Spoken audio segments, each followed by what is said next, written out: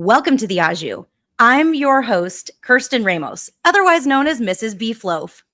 This show is being sponsored by our friends at Punky's Pizza and Pasta, located at 2600 South Wallace, my personal favorite eatery in the neighborhood. They have the best selection of pizzas and pastas, as well as sandwiches and salads of any spot in Bridgeport.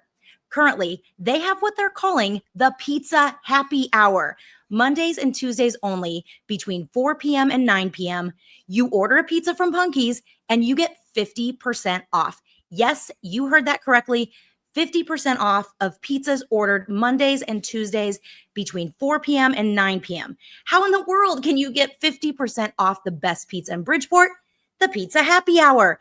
Hit the website at punkyspizza.com. For all your carryout, delivery, and catering needs. You can also call them at 312-842-2100. The Scarlotta family will take care of you. Punky's Pizza and Pasta.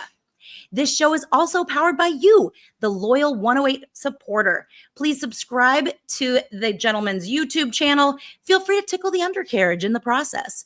Like, comment, and turn on notifications, and most definitely super chat, because that's how those guys get paid and keep making the brand new content that you enjoy and love. Hello, everyone. I'm glad to be guest hosting today. I am really excited about this conversation because today I am joined by Christine Brennan, an award-winning national sports columnist for USA Today, a commentator for CNN, ABC News, PBS NewsHour, and NPR, a best-selling author and nationally known speaker. Hello and welcome, Christine. I'm so excited to have you.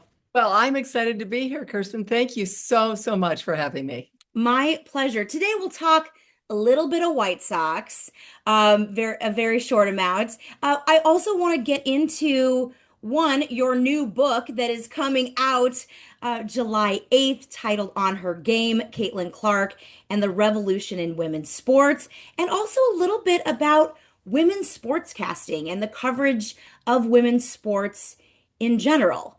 So let's kick this off by talking about the White Sox. You have a family history of the White Sox within your lineage, even though you were born and raised in Toledo. And you had the opportunity to cover the 2005 White Sox World Series run. I would love to hear anything that you remember from that time, even if it's some fiercely loyal fan interactions that you had during that time. Well, obviously, I didn't realize that the future Pope was in the audience in the stands. Right. Yeah, I know. I've covered a lot of baseball over the years, although I've covered more football and obviously Olympic sports and women's sports and what have you too. But that World Series was special for me because I did grow up as a White Sox fan because my mom and dad were from the South Side. So my mom went to South Shore High School. She was class of 46. And my dad was Hyde Park High School, class of 44. And he was a football player and a shot putter. And he was so good as a football player, he actually had a scholarship to Drake University in Des Moines. And so anyway, my parents were from the South Side after they got married there. And then, in fact, my mom was pregnant with me when they moved to Toledo. My dad had a business opportunity there. And I was born and raised in Toledo, as were my three other siblings. But we always went to Chicago, Thanksgiving, Christmas, and during the summer to see our grandparents, to see our cousins and aunts and uncles. And because everyone was on the South Side, especially our grandparents when they were still alive, my dad would always take us to a White Sox game at Old Comiskey. Yes.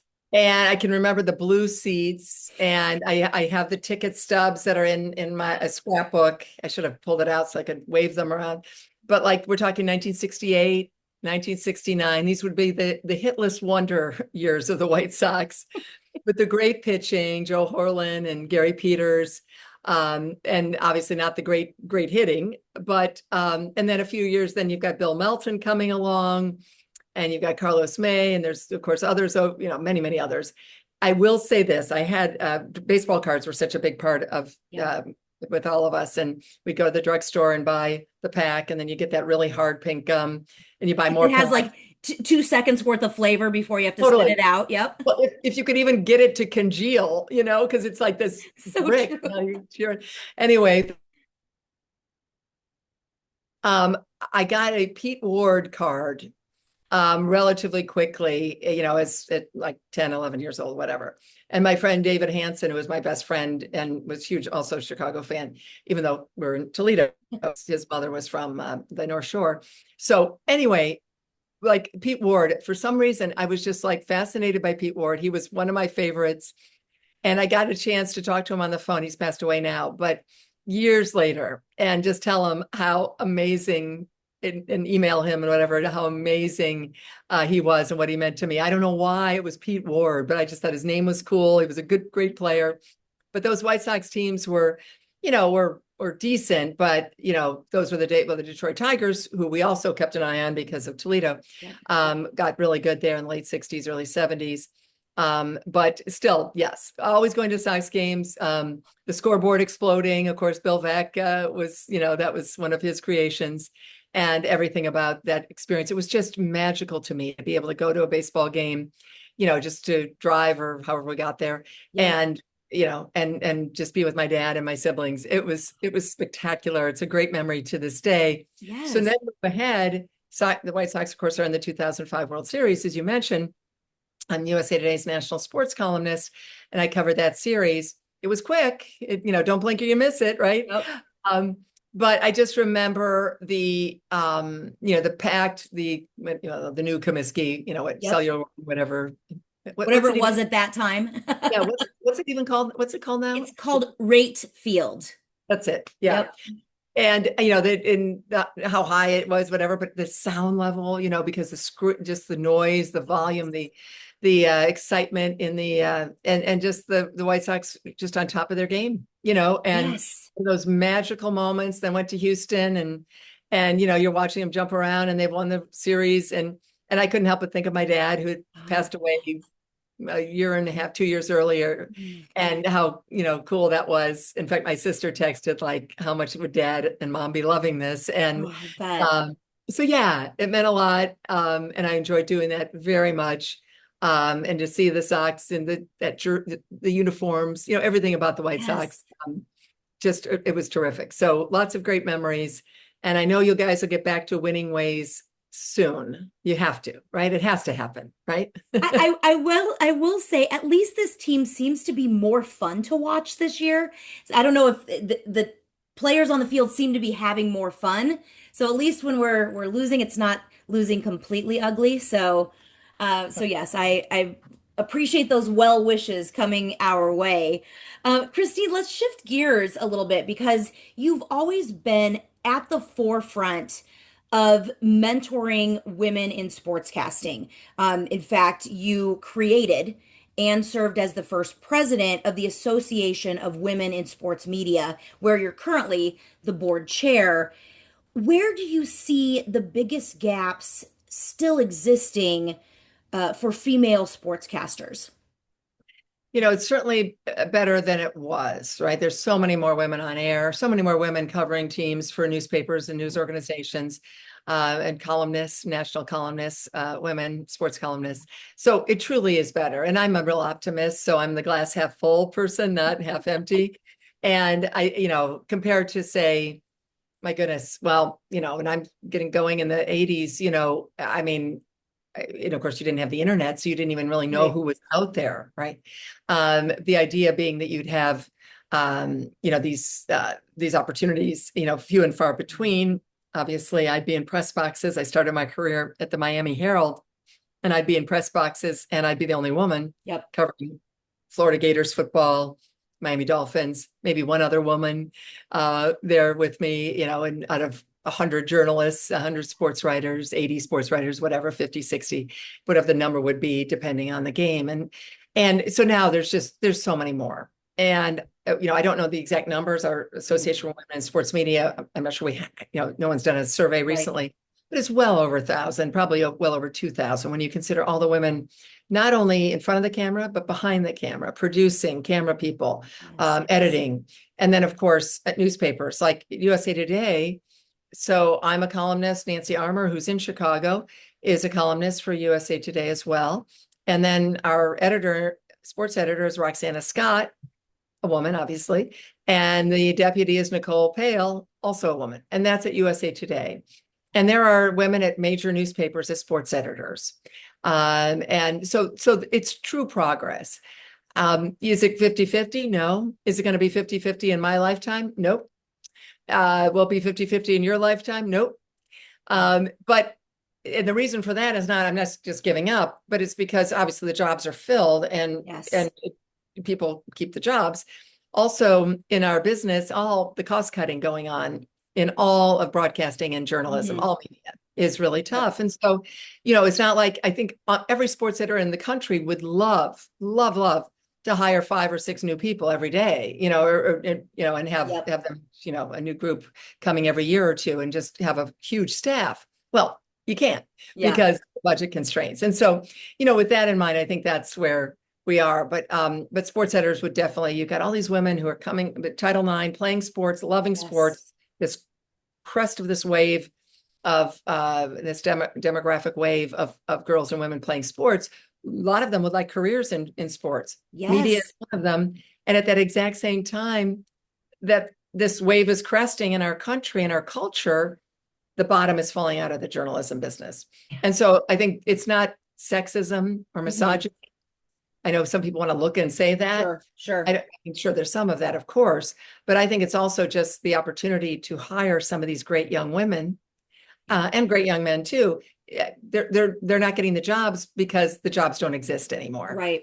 And that is a problem. But even so, I am optimistic and it is much better. And I think women are treated better. I also think people act professionally and, I want men and women, you're not fans, you're covering the team, but you're also not the, investigative journalist that someone like me might be. So, there's a healthy relationship there that you have, and also to dress professionally and look great. But also I'm a big believer when I talk to women about, this is not a cocktail party, you're dressed for your job.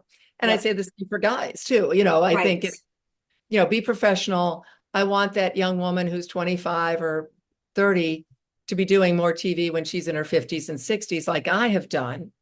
Well, the only way that's going to happen is if it's, if the substance, if you've got goods and you are able to interview and what you're talking about. And I'm not saying most, I think many do, but my mentoring is always about wanting the longevity of the careers and not, shame on any kind of producer out there or boss who thinks somehow that a woman needs to be, attracting, men to the camera. No, she is there to do her job as a journalist or a broadcaster. And I think we got off on the wrong track in this country involving women in sports for a while. And I want these women, again, to be treated correctly and to have long careers and not be 35 and be replaced by the next 25-year-old, right? Yes. So, well, and you're exactly right. We did see a lot of that, and it's hopefully less that we're not seeing and hearing because now people are more vocal too. Women are more vocal of I'm being pushed out because of this. So I'm in agreement with you. I'm hoping that it's less of that. And I like the fact that when you mentor those, younger women in media that you're saying, hey, this is for that longevity of know your stuff. And it's harder to, you're harder to replace, whether that's in any career, knowing what you're doing. So I love that, and when I think about even, sports casting in general and media and the rise of women's sports. We'll talk about your book in just a minute, but I'd love to know, are there any trends in sports media that you're excited about or concerned about, besides the fact that, kind of the jobs may be less, but are there any trends that you're seeing, and especially the way that women's sports are being covered? Yeah. Well, certainly today's the greatest day in women's sports until tomorrow, Yeah. right? You know, the Right. coaching, the training, the interest, nutrition, you know, everything about parents caring about their daughters to play sports just like their sons. Mhm. That is a huge change in our country, and that's because of Title IX, which, by the way, as we talk today, it's the 53rd anniversary of Title IX today. So there you go. Excellent. Happy 53rd birthday, Title IX. Yes. Changing the playing fields of America and frankly, changing the country in terms of the Yes. mindset that girls and women could play sports. A lot of those girls grow up wanting to have, you know, careers. They're leaders. They learn how to win at a young age. Even more important, they learn how to lose at a young age. Teamwork, Yes. physical fitness. I mean, when we have women running for and becoming president of the United States in the 30s and 40s, and also running universities and running Fortune 500 companies, the common denominator for all of those women in the 30s, 40s, 50s, and onward will be that they played sports because of Title IX and learned those life lessons. Not that they became Olympic gold medalists, not that they Right. became college, you know, scholarship athletes, but that they had that experience at age 6, 7, 8, the way their brothers did for generations. Well, now, and boys did for generations. Well, now Yes. girls and women have that too. So, I think that's huge. The opportunities, and then we're seeing, of course, the incredible explosion in interest, certainly in one player in particular, who I know we'll talk about in a minute, and one sport, a team sport, finally, because so much of Americans' women's sports interest has been Olympic sports, which tend to be Yes. individual. Simone Biles, Katie Ledecky, you know, you go back to track and field, other swimmers over the years, and tennis. Yes. Jean King fighting for equal pay at the US Open in 1973. It took a quarter century more for the other 3 Grand Slam tournaments to even begin to talk about equal pay for women. But the US was telling the women in 1973, equal pay to the men. And that's incredible. So tennis and golf, obviously golf has lagged behind tennis, but Serena, Venus, Yes. amazing, terrific stories, great athletes, great people, role models, etc. So, you know, we've seen a lot of that, and I think that's a huge change. The internet is not great for anyone. It's a cesspool. We know that. It's certainly worse for women than men, and it is worse for Black people than white people. Yep. So a lot of Black women, a lot of women, obviously Black men and white men too. You know, everyone's just trashing everyone on X and Yes. social media, and that's terrible. And people do want to attack female athletes who are white or Black, just terrible. So, you know, the rise of social media, there's a lot of good things about that, as we know. But as we also know, there's some bad things, and it impacts the sports world as well. Yes. And then TV, you know, we're seeing more women's sports on TV. The ratings are good. The viewership numbers are good. We need to keep seeing more and more of that, because but already that's changed so dramatically from even years ago. Yes. Well, on that note, your upcoming book titled Caitlin Clark, On Her Game, Caitlin Clark and the Revolution in Women's Sports. This is highly anticipated. I know you've been making the media circuit rounds, so thank you again for being here today.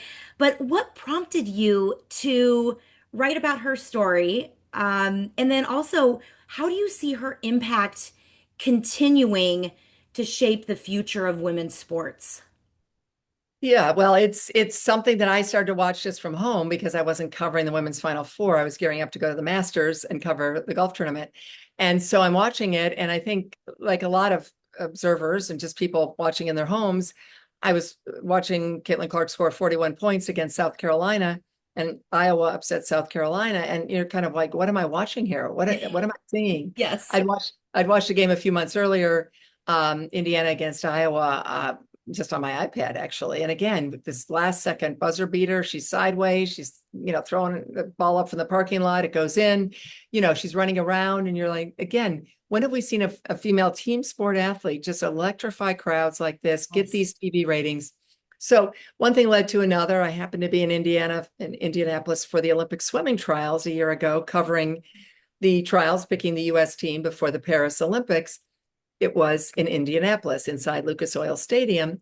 And so my sports editor asked me to go over and do a couple columns during Fever games because it was 5 blocks away and I was in Indy. If I had not been in Indianapolis, I would not have met Caitlin Clark. And I probably wouldn't be doing a book, but because the trials for swimming were in Indy and I was in Indy, I then went over to the Fever. Funny how life works. Yeah, really. And so obviously I've been watching it, I've been seeing it, I've written a few columns about the magnitude of it, the Olympics, and I broke the news that she was not going to be on the Olympic team. And I deal even more with that about that in the book, and with new reporting on that. And then also the charter flights for the players, I broke that story. So I was starting to delve into a little bit of the Caitlin Clark story. But anyway, wrote a couple columns during those games when I went over and left the swimming trials, and got a chance to meet Caitlin Clark, talk to her for a few minutes, and just a nice off the record chat. Yeah. And got back, and I was gearing up for the Paris Olympics, and I'm in DC, and so I, was just kind of talking to a few people and editors. I've written books for Scribner, 3 books, now 4, but it had been a long time, like 18 years since I'd written a book for them. And talking to my editor, one thing leads to another. And they're offering me sight unseen, no book proposal, the opportunity to write a book. They're, giving me an offer to write a book for Scribner on Caitlin Clark. And so that was it. It was kind of serendipity and kind of not planned, definitely not planned, but also just the way life works sometimes. And I was able to just after the Olympics, just immediately go to Indy and, within a couple of days and just be on the road wherever the Fever were. I was in Indy or on the road, and press availabilities with Caitlin Clark and asking her any question. And she's terrific. I mean, she'll answer and go on with her answer and looks you in the eye, never shies away from any topic, even as the weight of the world, racial issues, everything going on her, and the way she handled it. I say in the book, it's like she was 22 going on 40 or 50. Yeah. And that's really the way she is. And what you see is it's even better than like all her fans. Yes. She really is terrific. And again, for most athletes who I've covered over the years who not wanted to talk or they get upset about a question, nope, she just charges right ahead, is as appreciative of what she has and talking about the importance of being a role model as any athlete I've ever seen. Again, under the microscope and the spotlight that she's had, right? So it's pretty amazing. So that's kind of how it all happened. Yeah. Well, I just love seeing pictures of her at games where these young girls will come up with their jerseys and with their basketballs, and she takes the time when I'm certain she's probably like, I got to get to the locker room, or I've got to do these things, but she takes the time, and she seems to handle a lot of the criticism that's being thrown her way with a lot of poise. A lot of times I even think she's been too gracious to different media comments or different players' attitudes or actions, where it's just like, oh no, it's just basketball, it's just the game. And it's like, what? How can that just be the game? But it seems like she really is more like, I just need to take this high road here and do what I do best, which is make these amazing shots from practically the half point line, and be that great teammate for my other team members. Were there any surprising facts that you learned about Caitlin Clark while writing this book that you can share in advance of its release? Oh, well, thanks. Thanks for putting it that way. And yes, she is incredibly introspective.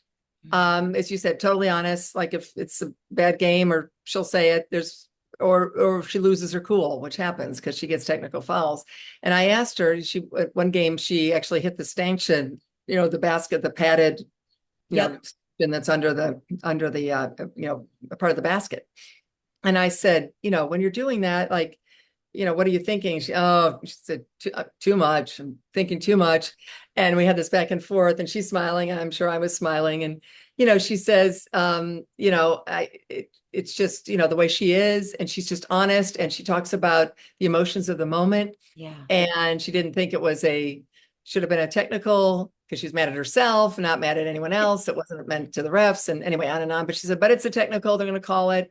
And then she said, well, I just want to thank the ref, because after he called that, he fired us up and we played a lot better, and so she's funny that way. And Yeah.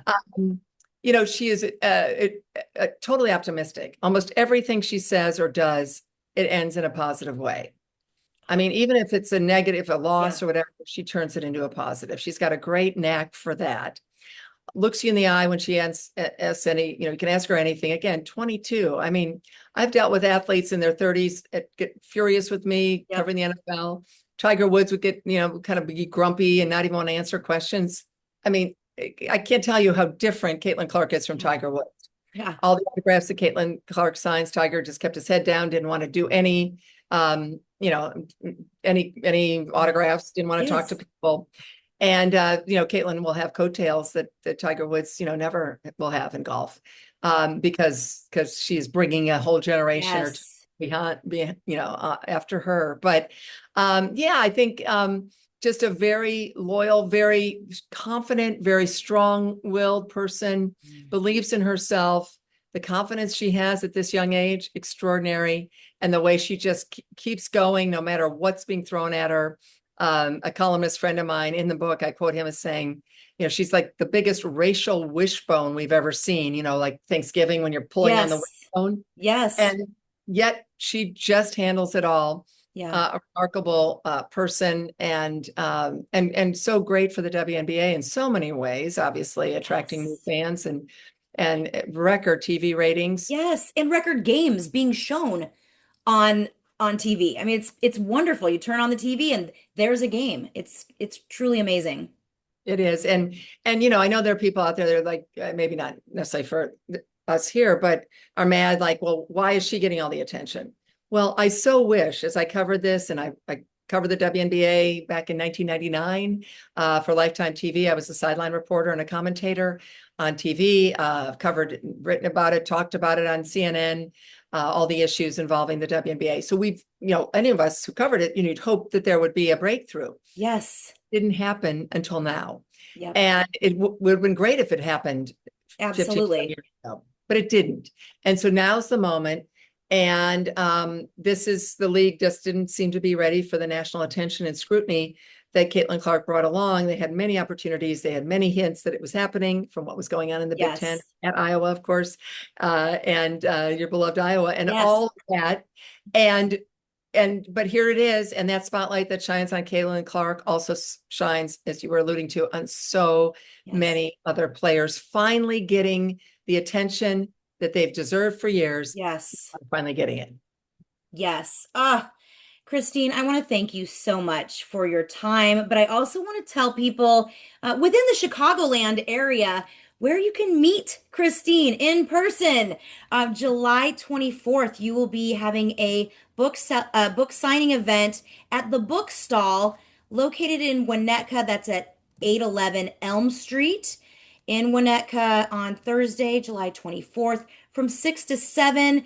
Definitely, if you're planning on attending, plan on purchasing the book at the event so that way the local bookstore gets those proceeds. But if you can't attend, go ahead and pre-order the book. It is going to come out on July 8th. Christine, thanks so much for your time. I really appreciate you coming on. Kirsten, I've appreciated it as well. And thank you. And for all those fans, I mean, I know for Southsiders, that could be a bit of a haul, especially during rush hour. You can also have a book ordered and I would be happy to sign it. And especially for the girl athlete in your life or the boy athlete, I'll sign as many as we'll be there all night signing if necessary. And then that could even be mailed to you. The bookstore could get it to you. So there's a lot of ways to do it. And thank you for that opportunity to give a shameless plug for the book. But of course.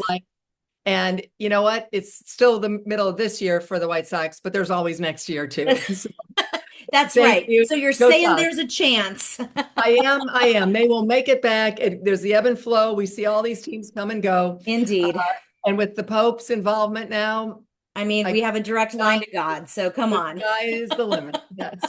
Thank you, Kirsten. I've really enjoyed it. Take care. My pleasure. Thank you.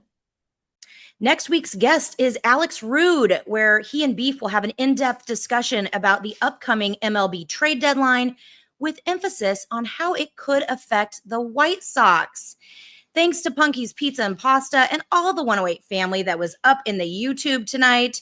Appreciate you all and appreciate all your comments. Of course, those drinks and tips, and for smashing that like button. Thanks for watching. See you next week. Stay classy, Chicago.